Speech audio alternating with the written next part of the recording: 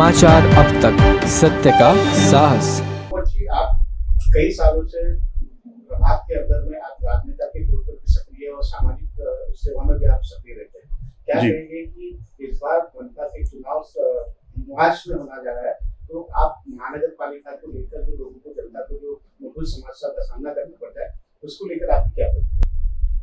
Sir, बात ऐसी है ना, 2022 से अभी 2025 होने जा रहा है।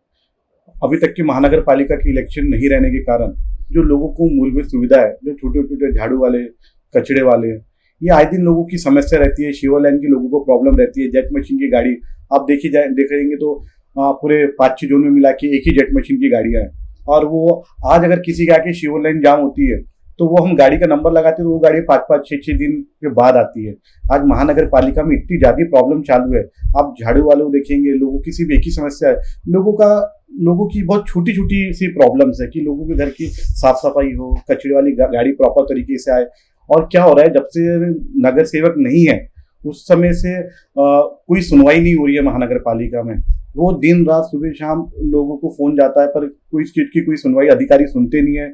हम आए दिन आंदोलन कर रहे होंगे, आपने देखे होंगे, हमने हर महीने 2 महीने में एक बार आंदोलन लेके जाके एनएमसी कमिश्नर के पास में निवेदन देते हैं।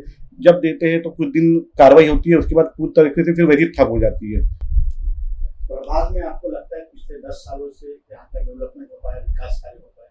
बिल्कुल, आप देखते होंगे कि पिछले 30 साल से यहाँ पे बीजेपी की गवर्नमेंट थी। 10 साल गुड्डे पाटिल साहब, 10 साल देवेंद्र साहब, 10 साल सुधाकर देशमुख साहब।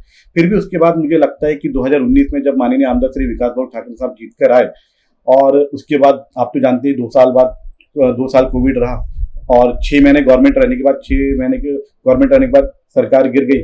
उसके बाद भी हमको फंड की बहुत ज्यादा प्रॉब्लम हुई, पर हमको आमदार श्री विकास ठाकरे साहब ने कभी भी फंड की कमी नहीं होती। आपने देखे होंगे जितना भी हमारे एरिया में शिवर लाइन की जो काम थे, आते बारे में हम लोगों ने देखा तो लोगों की शिवर लाइन इतनी जाम थी, हमने नई लाइनें डाले, हम लोग ने रोड इतने नए आपने देखे होंगे रोडों का काम किया। उसके बाद हम लोग ने समाज भवन, मेडिटेशन हॉल्स, लाइब्रेरी जो है, हमने भरपूर लोगों के जितनी लोगों की प्रॉब्लम थी उसको काम करने की पूरा प्रयास किया। ऐसे नहीं कि 100% बोलते, पर भी हम 60-70% हमने लोगों का काम किया। अभी आपके प्रभाग के अंतर्गत में सबसे बड़ी मूलभूत समस्या जनता की क्या है?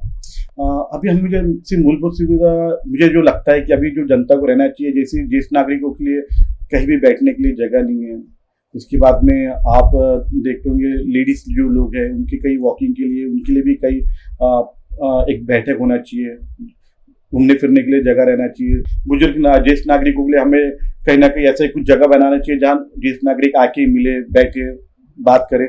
और ज्यादा समस्या तो महानगर पालिका से ही मुझे लगता है जुड़ी हुई है कि सबसे ज्यादा मैं अभी जो देख रहा हूँ सबसे ज्यादा हमको जो सुबह फोन आते हैं सिर्फ वो झाड़ू और कचड़े वालों के लिए आते हैं।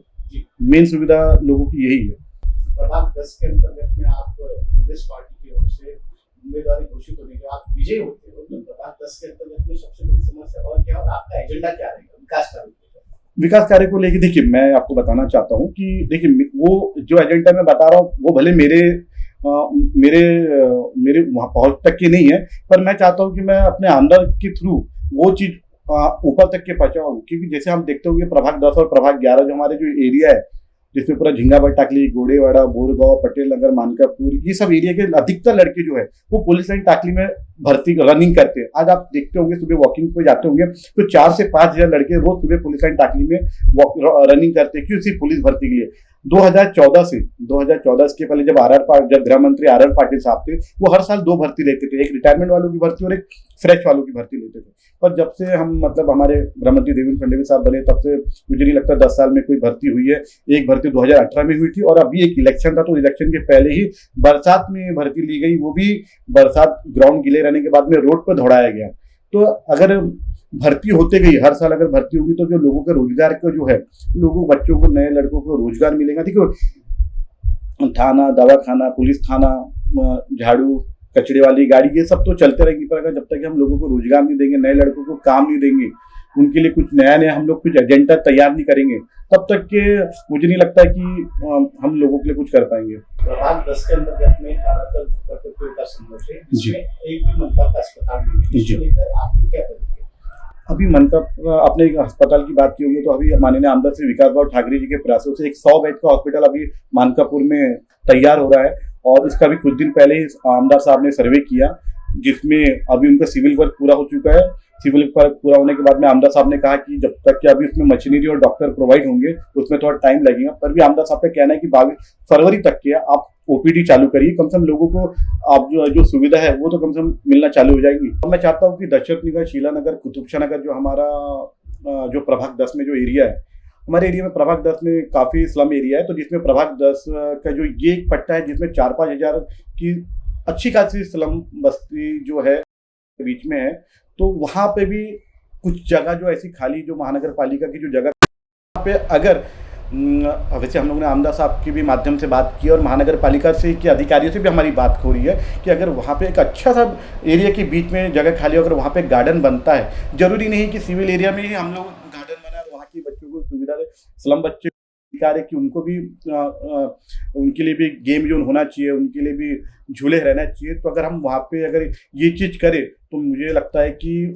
बस्ती में भी बहुत बड़े अच्छा सौंदर्यीकरण हो जाएगा और एक अच्छा काम होगा। अभी 2025 का आगमन होने जा रहा है, आप प्रभाग की जनता को क्या अपील करना चाहेंगे और क्या मैसेज देना चाहेंगे? मैं प्रभाग की जनता से यही कहूँगा कि आप पहले तो आप सभी को नए वर्ष की बहुत बहुत मैं हार्दिक शुभकामनाएं देता हूँ और मेरे प्रभाग की जनता हमेशा स्वस्थ रहे।